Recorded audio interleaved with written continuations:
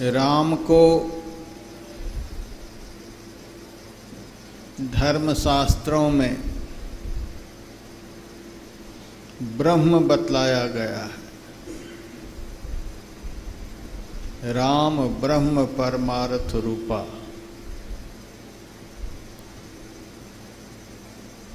और कृष्ण को भगवान वेद व्यास जी ने भगवान बतलाया। कृष्णस्य भगवान स्वयं।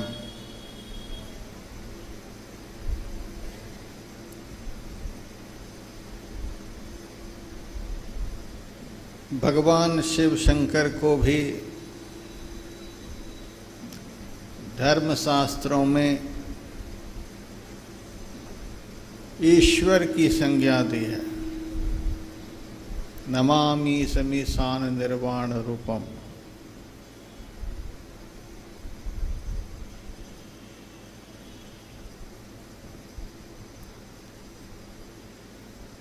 लेकिन जब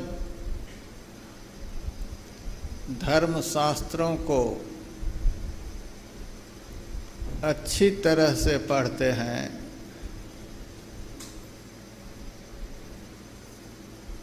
तो पता चलता है कि भगवान राम ब्रह्म होते हुए भी गुरु के चरणों की सेवा करते थे।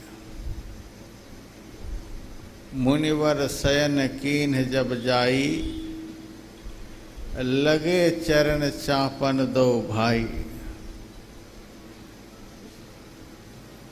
जिनको दुनिया भगवान मानती है वे गुरु के चरणों की सेवा करते थे। जिनको दुनिया के लोग भगवान मानते वे भगवान कृष्ण भी गुरुकुल में रहकर सब तरह से गुरु की सेवा करते थे।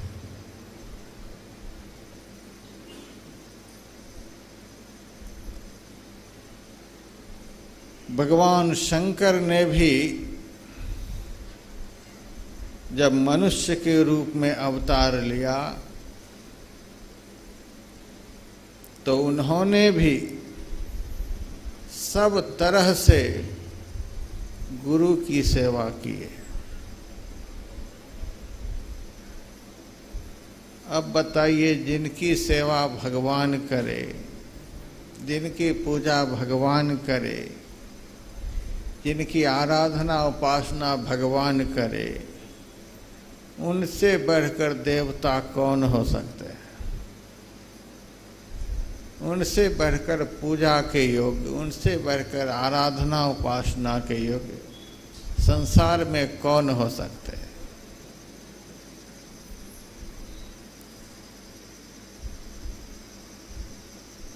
फिर धर्म ग्रंथों में हम पढ़ते हैं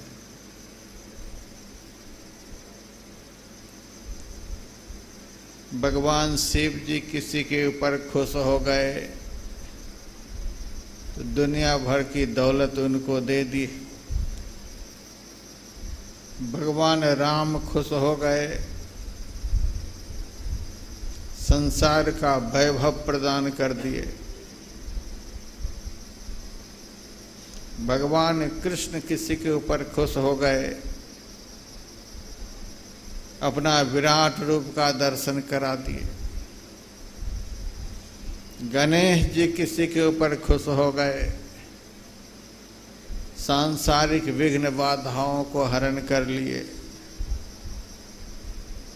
और भी जितने देव हैं देवियां हैं भक्तों के ऊपर खुश हो जाते हैं तो संसार के बहुत कुछ दे देते हैं।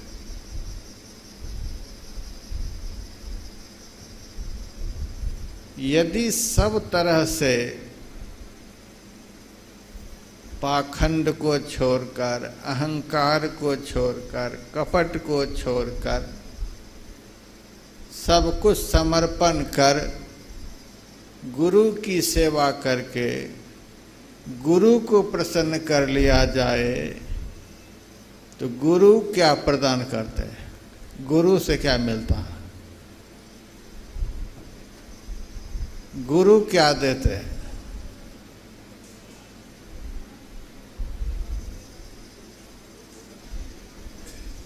राजस्थान में एक भक्तिन हुई जिनका नाम सहजोबाई। उनकी वाणी में है, हरि से तू जनि हेत कर, कर हरिजन से हेत, माल मुलुक हरि देत हैं, हरिजन हरि ही देत। हे संसार के लोगों,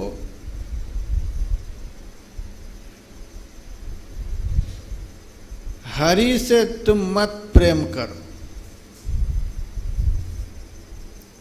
हरि तो संसार के पदार्थ देख करके तुम्हें सामने से विदा कर देंगे। प्रेम ही करना चाहते हो और संसार के सर्वोत्कृष्ट पदार्थ को पा लेना चाहते हो तो कर हरिजन से हेत अर्थात संत सदगुरु से प्रेम कर। तो भक्तगण पूछे होंगे, भगवान से प्रेम करने के लिए नहीं कहती हो और संत सदगुरु से प्रेम करने के लिए कहती हो, तो संत सदगुरु से प्रेम करने से क्या मिलेगा, वे क्या हमें देंगे? सहजोबाई कहती हैं, माल मुलुक हरि देत हैं। संसार के वैभव, संसार भर की प्रतिष्ठा, सांसारिक पदार्थ, लोक परलोक के सुख वे देंगे। संत सदगुरु किसी के ऊपर प्रसन्न हो जाए तो हरि ही देत। भगवान को ही प्रदान कर देते हैं, भगवान का दर्शन करा देते हैं, भगवान से मिला देते हैं। इतने बड़े दाता संसार में कौन हो सकते हैं?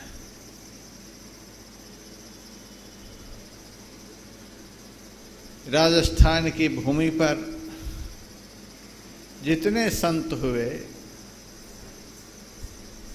उनकी वाणियों में गुरु की महिमा पर बहुत कुछ लिखा गया है।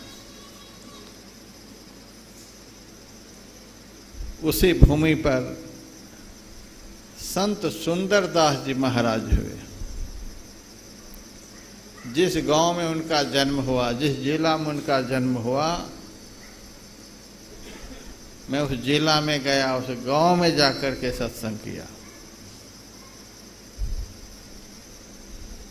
उनकी सुप्रसिद्ध रचना है सुंदर विलास। उसमें उन्होंने लिखा है, साचो उपदेश देत। संत सदगुरु का उपदेश जो होता है त्रिकाल सत्य होता है। संसार के लोग हमें भ्रमित कर देंगे, देवी देवता भी भक्तों को भ्रमित कर देते हैं, शास्त्र के ज्ञान से भी लोग भ्रमित हो जाते हैं। लेकिन सुंदरदास जी महाराज कहते हैं, संत सदगुरु का जो उपदेश होता है, उस उपदेश को सुनकर सारे भ्रम दूर हो जाते हैं।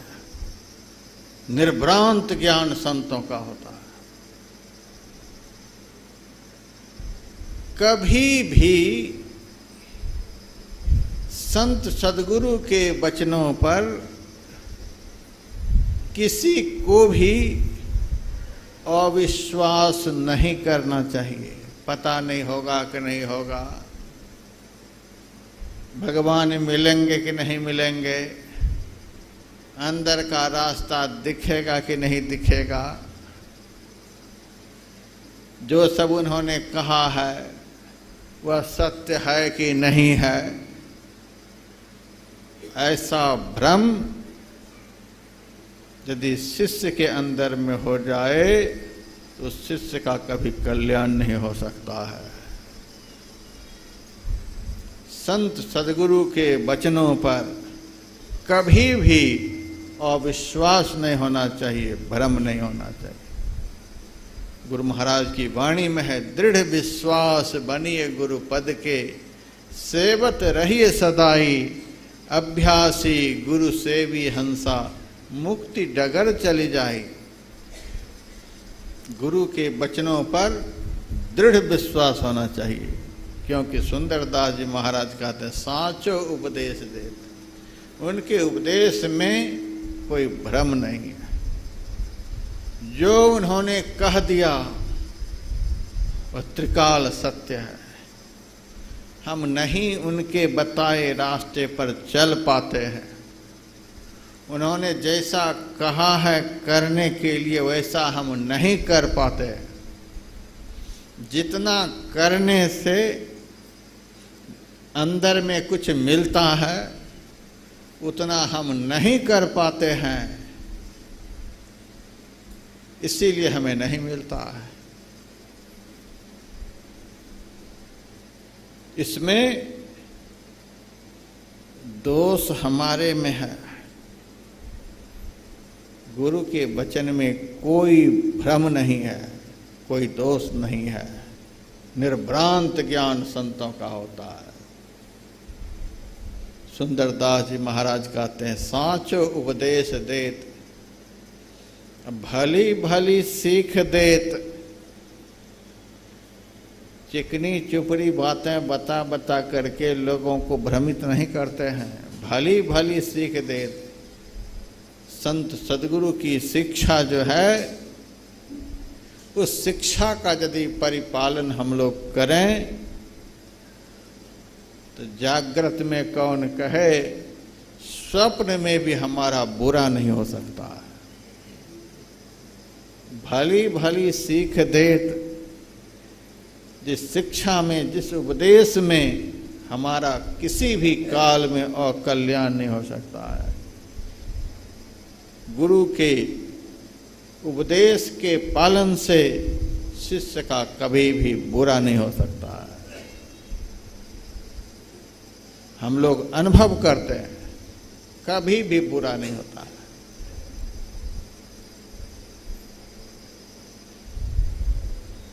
एक रात मैंने बड़ा भयंकर स्वप्न देखा। महाप्रलय हो रहा है,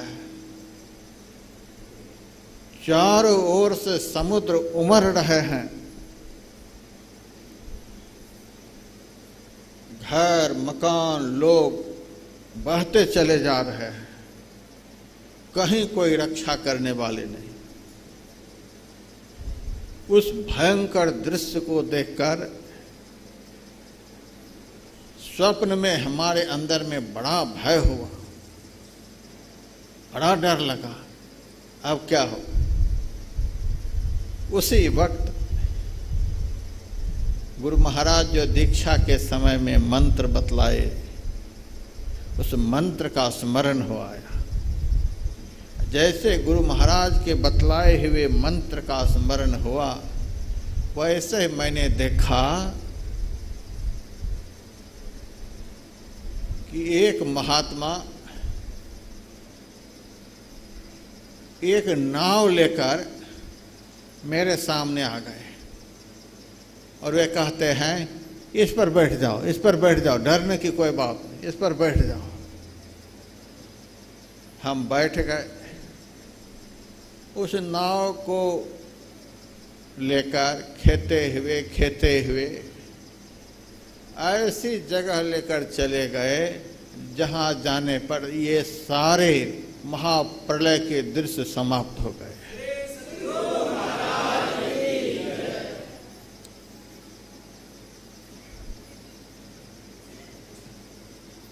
नींद हमारी टूट गई।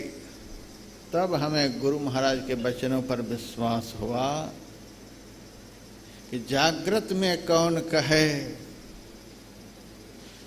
स्वप्न में भी गुरु महाराज के उपदेश का स्मरण हो जाए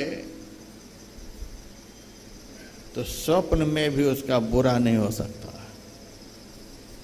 जागृत की कौन कहे, स्वप्न में भी बुरा नहीं हो सकता। गुरु महाराज की वाणी में है,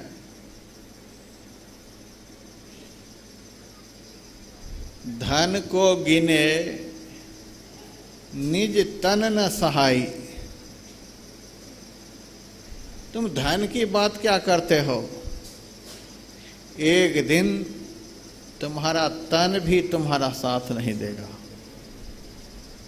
तुम हंसा एक एका, ये जीव इस संसार में दूसरे को कौन कहे, तुम्हारा शरीर भी अपना नहीं है।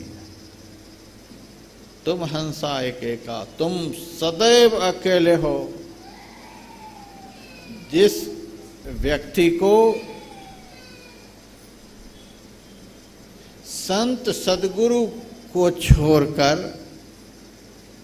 संसार में और कोई सहारा नजर आता है, वह संसार में डूबने से बचेगा नहीं।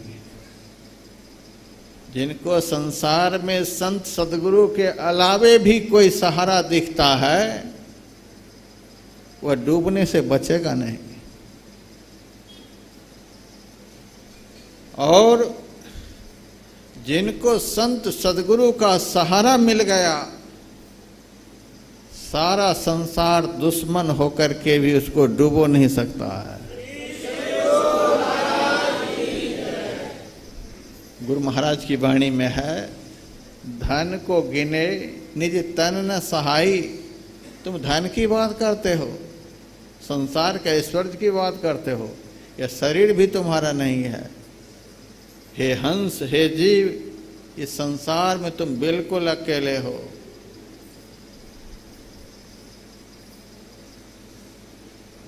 याते उठो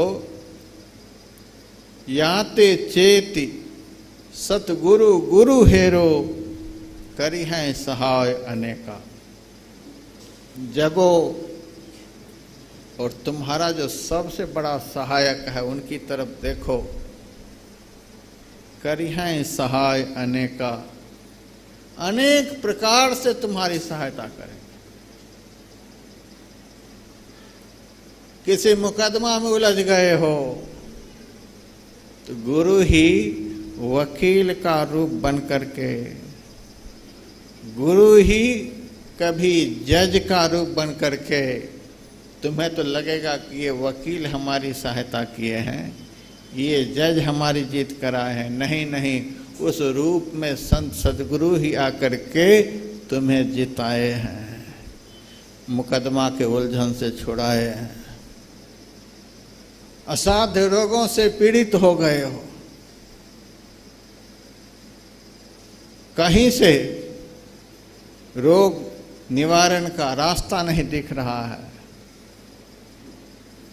गुरु ही सुयोग्य डॉक्टर बन करके तुम्हारी चिकित्सा कर देंगे। तुम्हें तो एक बार लगेगा इस डॉक्टर ने हमारा भला किया, नहीं, उस रूप में गुरु ही थे। गुरु महाराज की वाणी में करी हैं सहाय अनेका, अनेक प्रकार से शिष्य की सहायता करते हैं। जहाँ जिस रूप को धारण करने की आवश्यकता होती है, वहाँ उस रूप को धारण करके शिष्य की सहायता करते हैं। शिष्य को लगता है इन्होंने हमारी सहायता की, उन्होंने हमारी सहायता की, लेकिन मेरा तो विश्वास है संसार के लोग दुख के अलावा हमें कुछ नहीं दे सकते, संत सद्गुरु कल्याण के अलावे हमारा कुछ नहीं कर सकते। उनसे जब भी होगा तो कल्याण ही होगा, उनसे जब भी होगा तो सुख ही होगा, आनंद ही प्राप्त होगा। करी हैं सहाय अनेका।